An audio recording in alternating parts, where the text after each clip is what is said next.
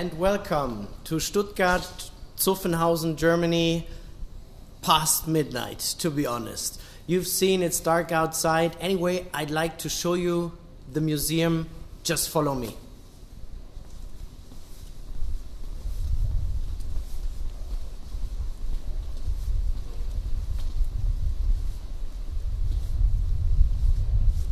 So down here you can see an empty, of course, workshop at the moment. Normally it's about 4 or 5 of my colleagues. It's real mechanics working at the cars, keeping them fit as we are still taking place in historic races and so on. We're a rolling museum. Our cars are in driving condition. We have more than 600 or almost 600 cars in the collection and round about 80 in the whole area. And above the workshop you can see our lighted archive where all the historical Porsche knowledge is kept. Thousands of books, millions of pictures, and over hours of videos. Whenever you see some historic stuff from Porsche, it's for sure out of there. Just come up with me into the exhibition. Of course, we're taking the left escalator, as a real Porsche car, you already know, is turned on the left.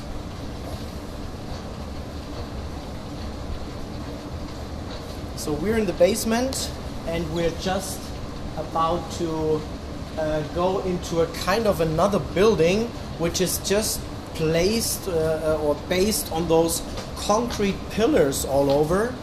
I hope you can see them on camera.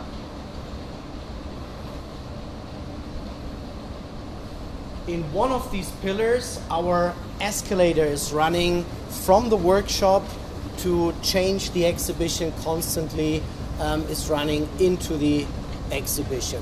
Some of my colleagues call it the Porsche heaven we're entering right now. And it's black and white, but mostly white, as you can see. And we already changed a little something. For those of you who have been here before, all those green tables are missing, so we took the time of the shutdown to rearrange a little something. So it's even easier now for your visit next time to get closer to the exhibits, even at the prologue at the time before 1948, which is the time before the very first Porsche car was built. I'd like to start right here, which is a carriage, obviously. We didn't, we kept the carriage in this old condition as we just want to conserve it and we want to show you the real age. It's a carriage. Mr. Porsche built this carriage together with Lohner in 1898. And for some of you, surprisingly, it's a full electric carriage. You can see this would be the part of the battery. The battery was extremely heavy back then, maybe half of a ton. We have an octagon due to the shape called octagon engine right down here, attached at the rear axle. And a little special something, you can just come closer, is here at the wheel hub in the middle, Mr. Porsche himself hammered in P1, kind of his initials for Porsche Project Number 1. We got this from the Technical Museum of Vienna. As Mr. Porsche put it there, he's a born Austrian. He worked for Daimler later on. That brought him to Stuttgart and made him found his own construction office later on in 1931 right here in Stuttgart. That's why Porsche is a Stuttgart company. I'd like to show you another highlight right over here.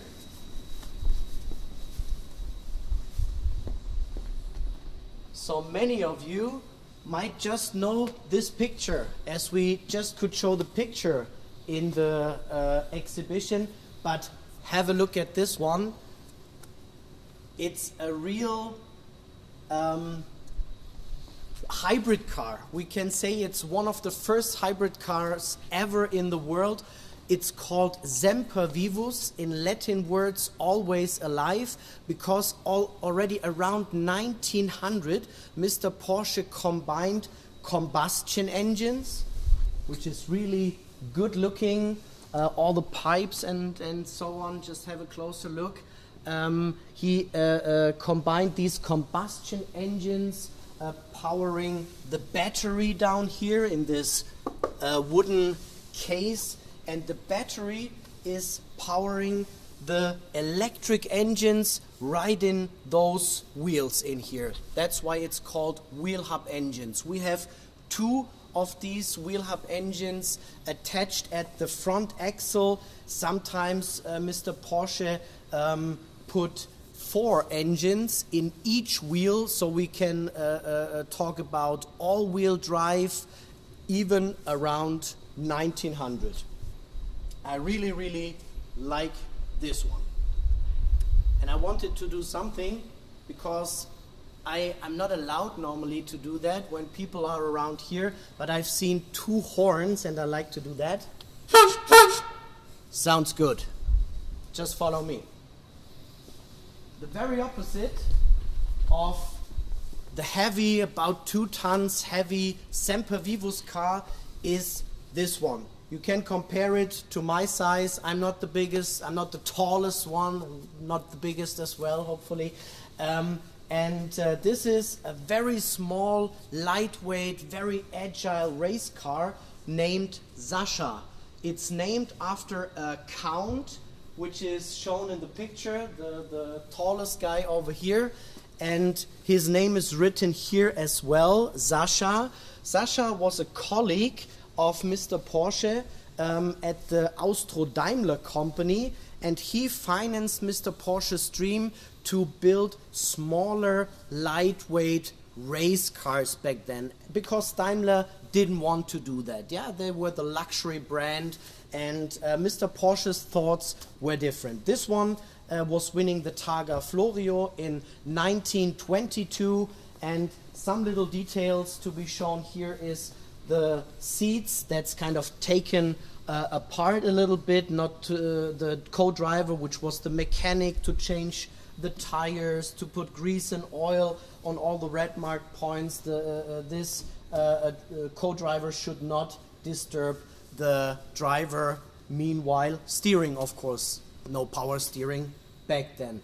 The color is very typical for German-speaking countries back then. Should be white to be very recognizable in international races, such as Italian cars red, British racing green, the typical Jaguar green, for example. And as the guy liked gambling as well, so the Count, they built 4 of those cars and put each playing card symbol on each car as well. So this lightweight car, not even 600 kilos, leads us to the so-called Berlin-Rome car from 1939. We call it Type 64 as well, and I like to call it the, let's say, great-grandfather of all Porsche cars ever. Just have a look at this beautiful shape. It's a hand-hammered aluminum body, which is, as it is here, just 80 kilos. Just 80 kilos. You can see the strong shoulders. You can, believe me at least, the engines in the back already. You can see the air inlets, very similar to the Beetle over there. And you can see the roundish headlights, those upcoming fenders, flat front, and so on. So all the typical Porsche DNA is shown in 39 for the first time. The race never took place because of the Second World War broke out, and after the first order books from Mr. Porsche's company, we got the numbers, the order numbers given as names to the cars. So this is project number 64, and I'd like to show you project number 60 right beside, which is the very famous Beetle. Most of you, I guess all of you, know this Beetle car. Here we have a license plate, an after-war license plate saying American Zone Württemberg, the federal state here around Stuttgart. The Volkswagen emblem and yeah, the rear engine, because Mr. Porsche was convinced pushing is better than pulling. This was his words, and we still stick to it. I'd like to show you another highlight. Just come a little closer.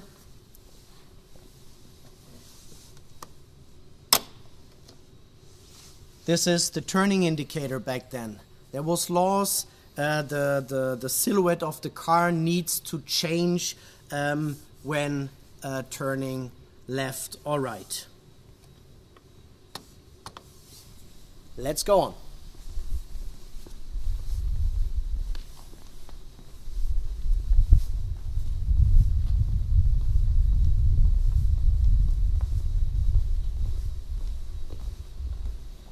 So this car over here is named Cisitalia because an Italian businessman financed the project in 1947 after the Second World War, and it was the son already, Ferry Porsche. We can say that's his masterpiece, yeah. And later on, the founder, Ferdinand Porsche, took a look at this car and said, "I wouldn't have done anything different." So that was his beginning in the company, and the whole body is shaped like a shark, yeah, to be aerodynamic, and it's a very lightweight material was used as well. It's aluminum and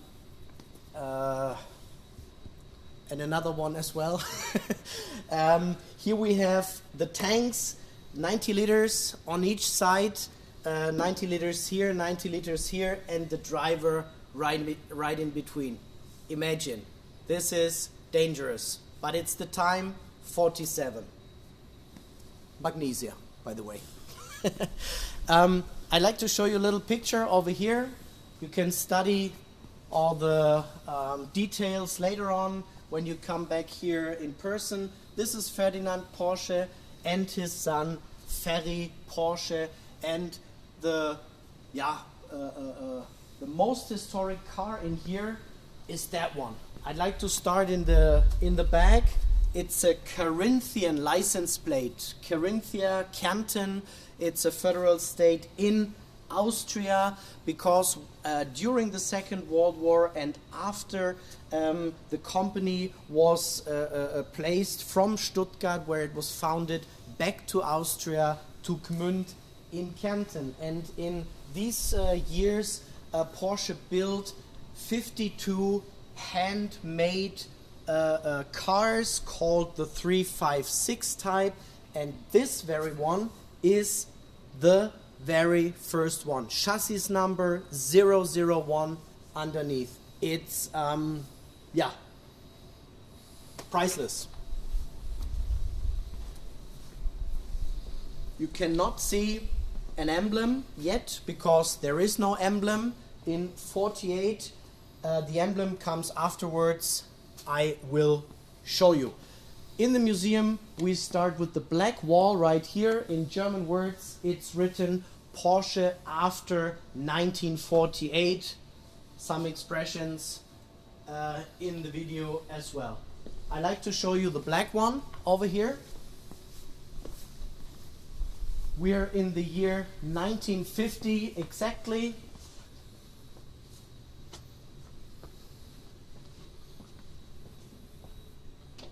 Mr. Ferdinand Porsche turns 75 years old, and his son is getting him this car as a birthday gift in 1950. And I was told it's the original seat where Mr. Porsche Senior took place. Later on, we took this very car as a laboratory, as a test car. We drove more than 400,000 test kilometers to prove the 356 car reliable.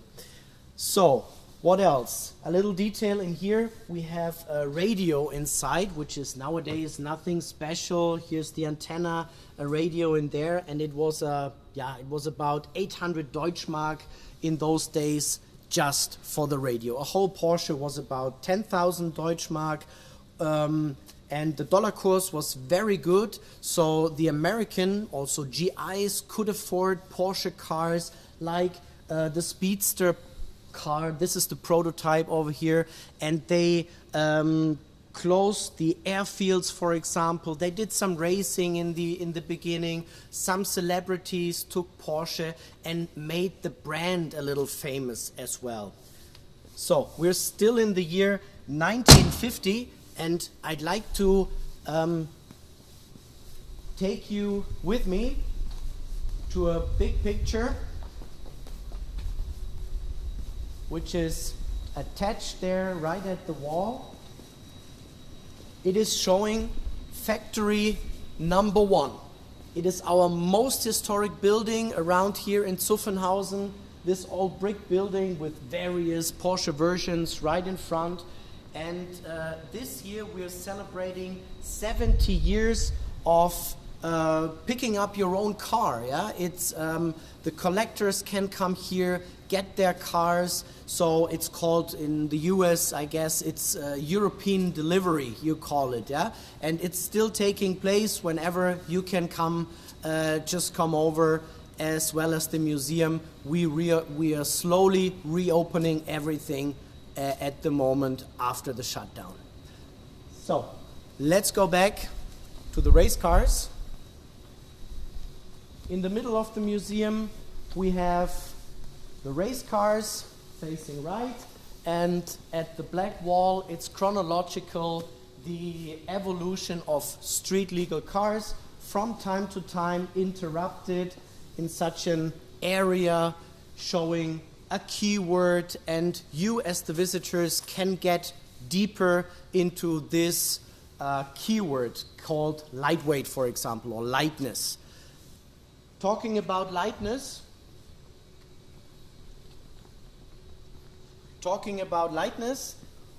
we have this little beauty over here. It is Porsche's Formula 1 car from 1962, Dan Gurney, for example. We took place in the Formula 1 circuit for one season, and as always, we took it as a laboratory. Just a little fact, this is the very first Porsche car with the disc brakes, and immediately after 62, we put this technology in our normal street legal cars. Very important for Porsche, very typical. We have the fan to air cool down the 8-cylinder engine here. That's the driver's seat, the driver's position right in the tank. Can you imagine? It's surrounded by tank, so very dangerous still. And to get over to our street legal cars, we still keep this instrument, like the ref counter, in the middle at the center position of the dashboard. I'd like to show it to you at our 911 car over there. At the black wall we have the tractor as well. We built many tractors in the 50s and 60s, various versions, cylinder sizes, prototype of the 911, and now we're in 63 when Porsche launched the so-called 901. But French car producer company, hardly remember the name, didn't like us calling this car the 901. That's why we simply changed, to avoid any stress, of course, to 911 to avoid the zero in the middle.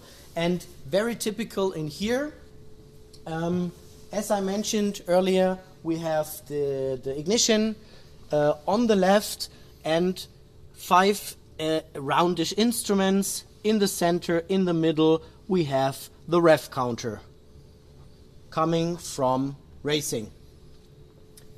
The key on the left is from racing as well. Typical Le Mans start was running across the circuit, jumping in the car, turning on with the left, putting in the gear with the right, being a little faster than the others. And to prove me right, the engine, of course, growing to 6 cylinders here from earlier 4 cylinders in the 356 type, still air-cooled and still flat.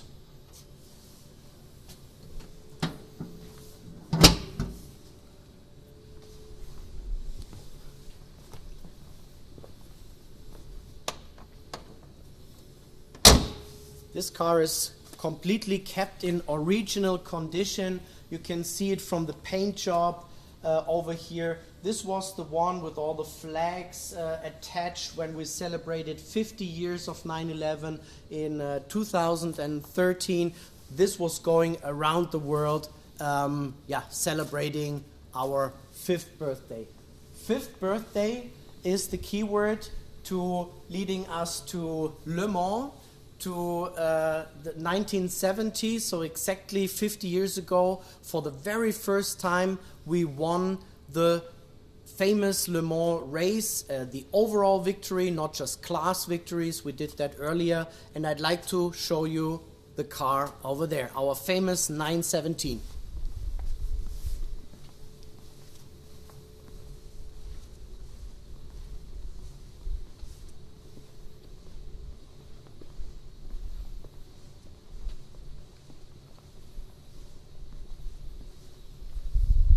So this is the one. We're soon to come back.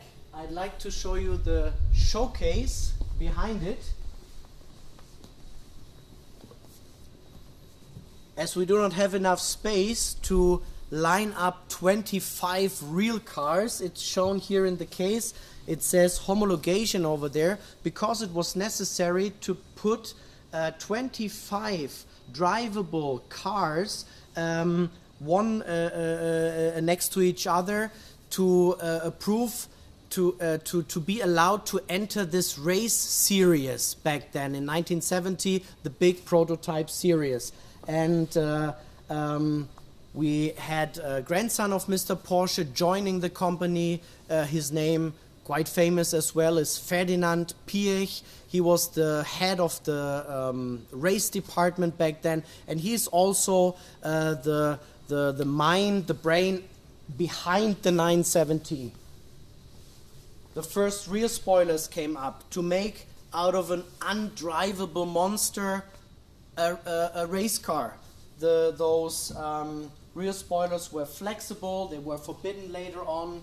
You can see when you take a look in here, the fan for the air cooling system. It's a 12-cylinder flat, to be honest, a V180-degree V engine, but similar. And here I'd like to open up this one, and you can see the driver's seat is on the right-hand side. But it's not a British car, it's still a German car, but it was forbidden by rule to put the steering wheel right in the middle, so they needed to decide whether to put the driver on the right or on the left. And as Le Mans, first of all, and most other courses in the world going clockwise, they put the driver on to the inner side of the curve. Talking about drivers, we had a birthday to celebrate. Happy belated birthday to Richard Atwood as well. He's one of the few drivers driving almost all versions of the 917, like here the long tail, short tail, and so on. And he's the first Le Mans winner, together with our German neighbor. He's living next to Stuttgart still, race driver Hans Hermann. Legend, 80 years old as well. So, as we're already here, I'd like to show you the emblem. You can see the Stuttgart horse in the middle, coming from Stutengarten, and it's surrounded by deer horn and colors of the federal state of Württemberg, and the family name not to be lost on top. Let's go this way.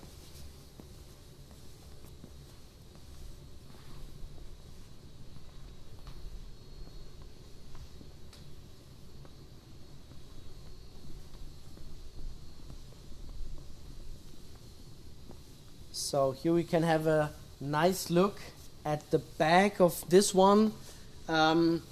We need to stick to the rules as everybody else. And in the rules, somewhere it's written down, you need a spare wheel. Yeah, just compare this size to this size. Kind of useless, but needs to be carried anyway. This one we took from skiing, very lightweight aluminum part to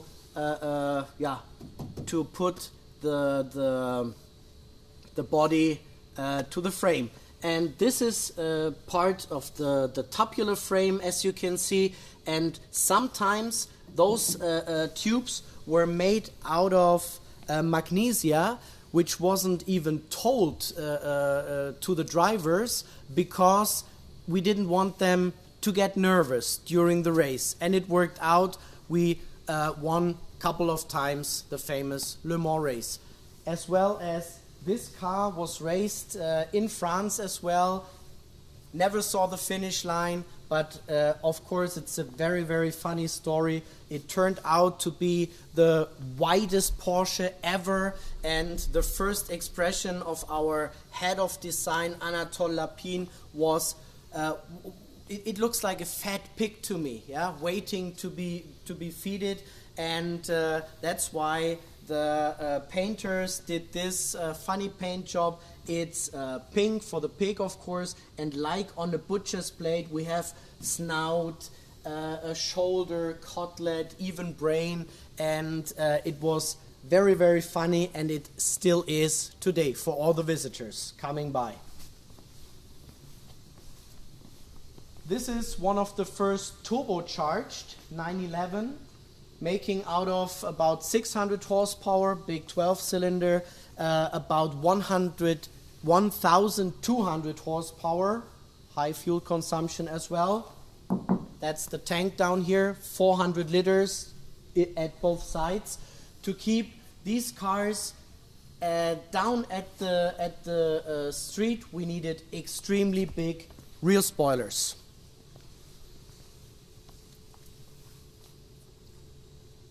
Porsche and Audi had a common distribution, just in case you're wondering why there's Audi. Over here we have the first RSR turbo car driving in Le Mans. It's the widest 911 ever built. Look at these tires in the back. It's about 2 meters wide, and a highlight in here, hopefully I can open up this one, yes, is the so-called steam wheel. The pressure of the turbocharger was regulated right here by hand by the driver. Another big rear spoiler to make those cars drivable. Theoretically, a couple of years later, it was possible, when you take a look here, to go upside down with that speed in kilometers an hour. Theoretically possible to go in a tunnel, up the ceiling, and straight on without falling off. More downforce than gravity right here. I'd like to show you the first turbo for the streets in 1974. So about 1 year after riding the car in the races, we put turbo engines into the 911. This is the so-called whale tail, a big rear spoiler to create enough downforce here as well. And you can, lights turn, getting out, and you, hello, and you can just see it from the wider body here. Okay. So, hopefully the lights get back on. Can you see me? I don't know. A night in the museum. We have an expression. We have a very nice LED floor over here, which is a little lighted as well. 300,000 LED lights are shining through.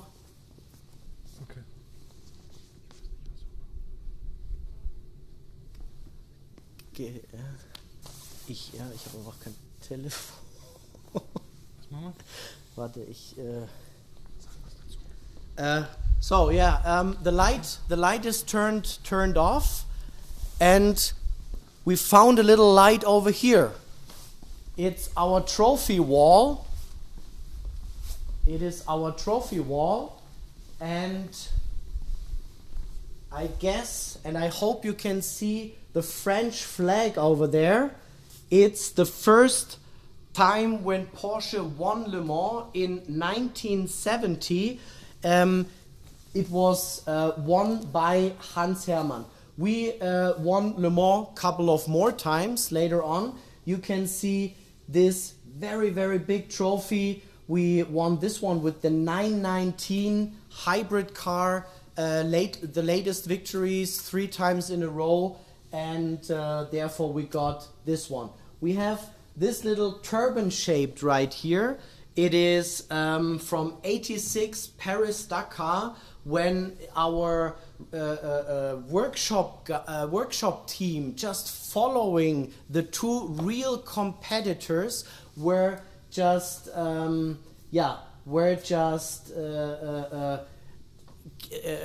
the 6th overall place. Amazing thing. Over here we have a flat one. It's just a plate from Count Florio from Sicily, from Italy. That's why our Targa is named Targa, because it's from that very race. Normally we could have